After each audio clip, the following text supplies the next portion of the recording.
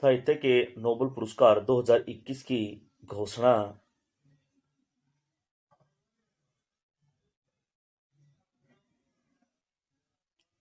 साहित्य का नोबेल पुरस्कार 2021 में जांजीबार में पैदा हुए और इंग्लैंड में सक्रिय अब्दुल रज़्ज़ाक गुरनाहा को उपनिवेशवाद के प्रभावों और संस्कृतियों और महाद्वीपों के बीच की खाड़ी में शरणार्थियों के भाग्य के लिए उनके अडिग और करुणादायक पैठ के लिए प्रदान किया गया।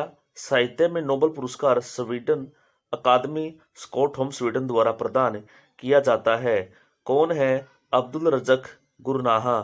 तंजानिया के उपन्यासकार का जन्म 1948 में जांजीबार में हुआ था और तब से वह यूके और नाइजीरिया में रहते हैं। वह अंग्रेजी में लिखते हैं और उनका सबसे प्रसिद्ध उपन्यास पैराडाइज है, जिसे 1994 में बुकर पुरस्कार के लिए चुना गया था। गुरनाहा वर्तमान में यूके में रहते हैं और कैंट विश्वविद्यालय में अंग्रेजी साहित्य पढ़ाते हैं। कुछ समय पहले तक वह कैंट विश्वविद्यालय कैंटरबरी में अंग्रेजी और उत्तर औपनिवेशिक साहित्य के प्रोफेसर थे और 10 उपन्यास और कई लघु कथाएं प्रकाशित कर चुके हैं। केंद्र ने 5 वर्षों में 7 पीएम मित्र पार्क स्थापित करने की मंजूरी दी है।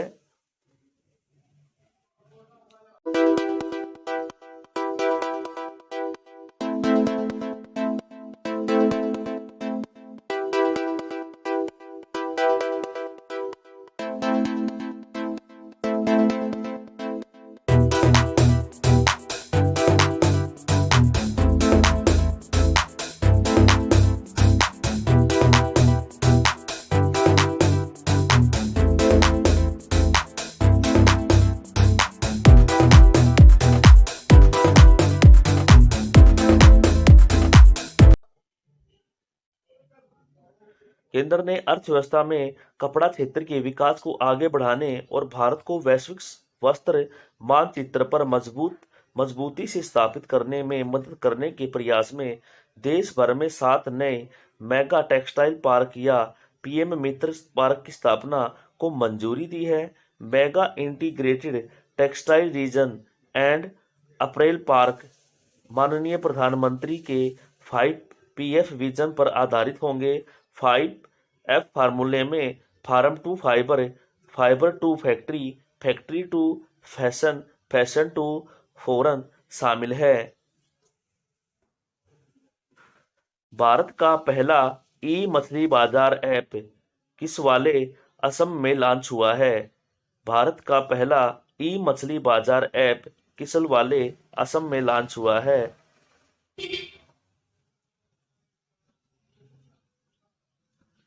असम के मत्स्य पालन, पर्यावरण और वन और उत्पादन शुल्क मंत्री परिमल शुक्लाबैद ने भारत का पहला ई मछली बाजार फिशवाले ऐप लॉन्च किया।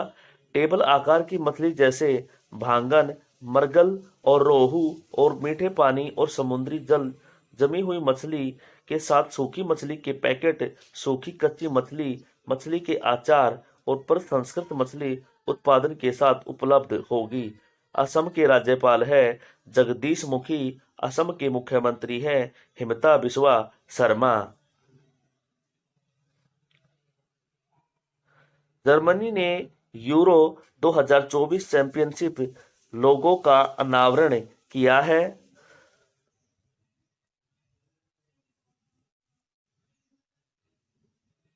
जर्मनी फाइनल में आयोजित होने वाले स्टेडियम में एक लाइट शो के साथ एक समारोह के दौरान फुटबॉल की 2024 यूरोपीय चैंपियनशिप के लिए लोगो का अनावरण किया है।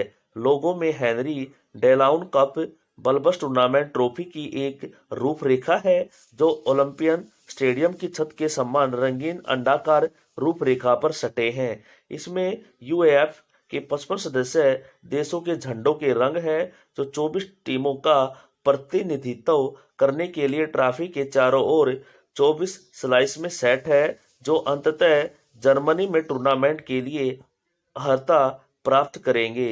इतिहास: जर्मनी ने 2006 में विश्व कप की मेजबानी की थी, जिसका फाइनल नवीनीकरण ओलंपियन स्टेडियम में हुआ था।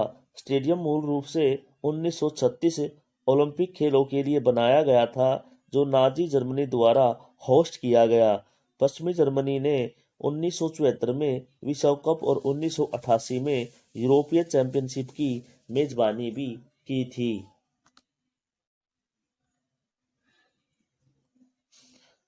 भारत पे ने लॉन्च किया बाय नाउ पे लेटर प्लेटफॉर्म पोस्ट पे।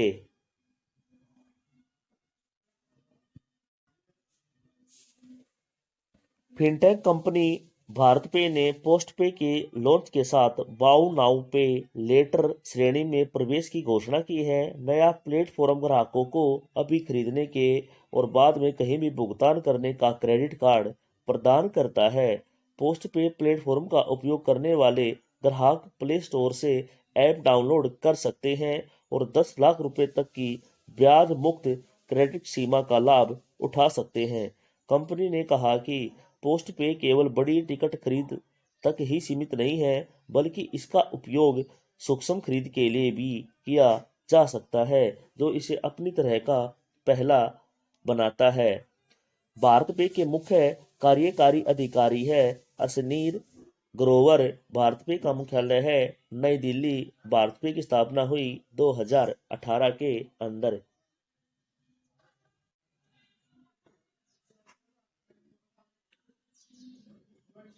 स्वास्थ्य मंत्री ने the state of the world's children 2021 report जारी की।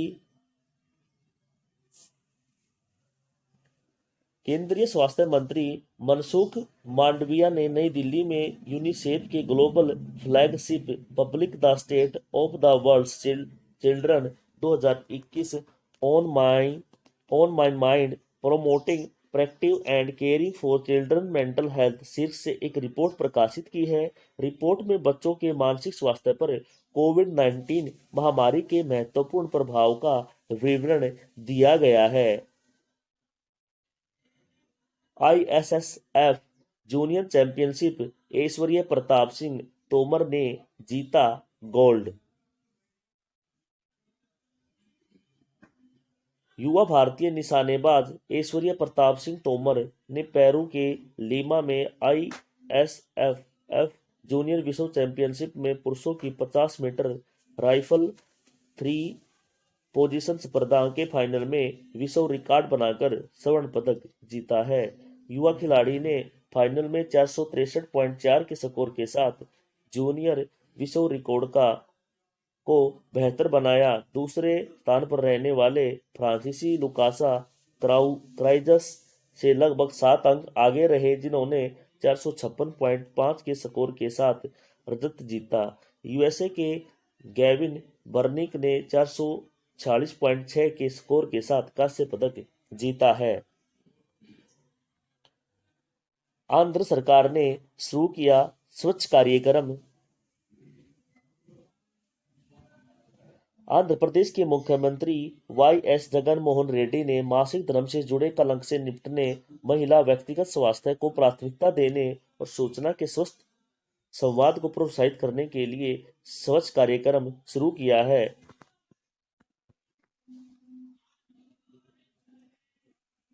स्वच्छ का उद्देश्य किशोर लड़कियों और महिलाओं में स्वच्छता और मासिक धर्म स्वच्छता तक सस्ती पहुंच सुनिश्चित करना है।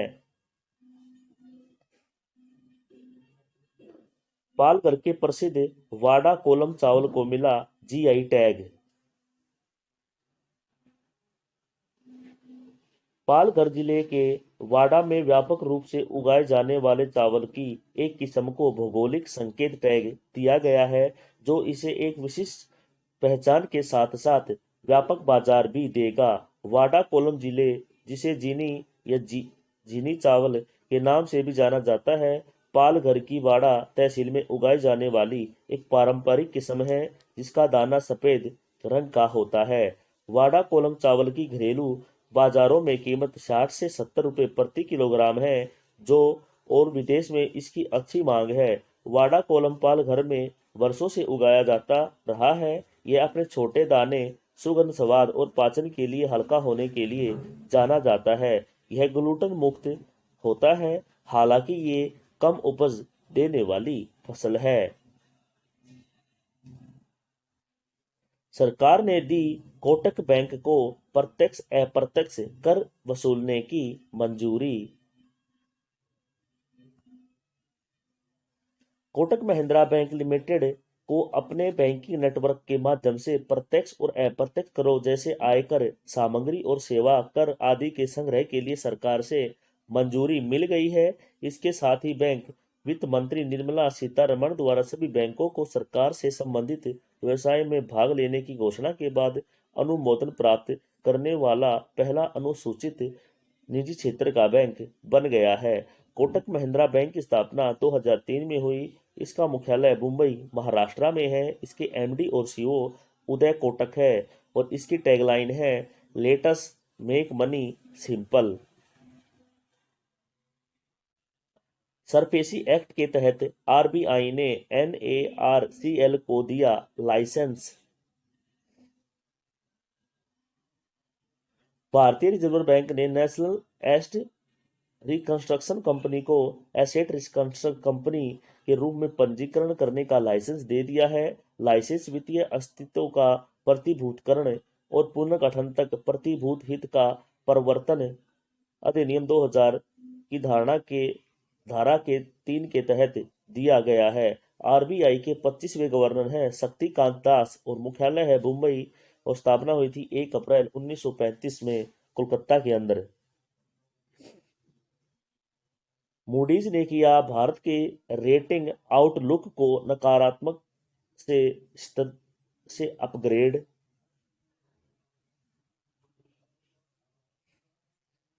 Rating agency Moody's investors services ने वित्तीय क्षेत्र में सुधार और सभी क्षेत्रों में तेजी से आर्थिक सुधार के बाद 5 अक्टूबर 2021 को भारत के सॉवरेन रेटिंग आउटलुक को नकारात्मक से स्थिर कर दिया है। मूडीज को उम्मीद है कि मध्यम अवधि में वास्तविक सकल घरेलू उत्पादन की वृद्धि औसत लगभग 6% होगी, जो स्थिति के सामान्य होने पर संभावित स्तरों पर गतिविधियों में एक पलटाव को दर्शाता है। रामायण में रावण बने अरविंद त्रिदेव का निधन। वयोवृद्ध टेलीविजन अभिनेता अरविंद त्रिदेव, जो रामानंद महासागर के टीवी धारावाहिक रामायण में राक्षस राजा रावण की प्रतिष्ठित भूमिका के लिए प्रसिद्ध, का निधन हो गया है। वह 82 वर्ष के थे। वे गुजरात में साबरकांठा निर्वाचन क्षेत्र के एक सांसद के रूप में राजनीतिक क्षेत्र का भी हिस्सा थे और उन्होंने 1991-96 तक संसद की सेवा की थी। उन्होंने 2000 से 2003 तक केंद्रीय फिल्म प्रमाण बोर्ड के कार्यकारी अध्यक्ष के रूप में कार्य भी किया था। 7 अक्टूबर विश्व कपास दिवस के रूप में मनाया जाता है। विश्व कपास दिवस 7 अक्टूबर को विश्व स्तर पर मनाया जाता है। अंतर्राष्ट्रीय दिवस का उद्देश्य कपास के लाभों का जश्न मनाना है, जिसमें प्राकृतिक फाइबर के रूप में इसके गुणों से लेकर लोगों को इसके उत्पादन, परिवर्तन, व्यापक और उपभोग से प्राप्त होने वाले लाभ शामिल है। WCD दिवस की शुरुआत कपास 4 देशों के समूह बेनिन, बुर्किना फासो, चाड और माली द्वारा वैश्विक वस्तु के रूप में कपास के महत्व को दर्शाने के लिए किया गया था। विश्व व्यापार संगठन का मुख्यालय है जिनेवा, स्विट्जरलैंड में। विश्व व्यापार की संगठन की स्थापना हुई 1 जनवरी 1995 और इसके महानिदेशक है नगोजी ओकांजो-इविला।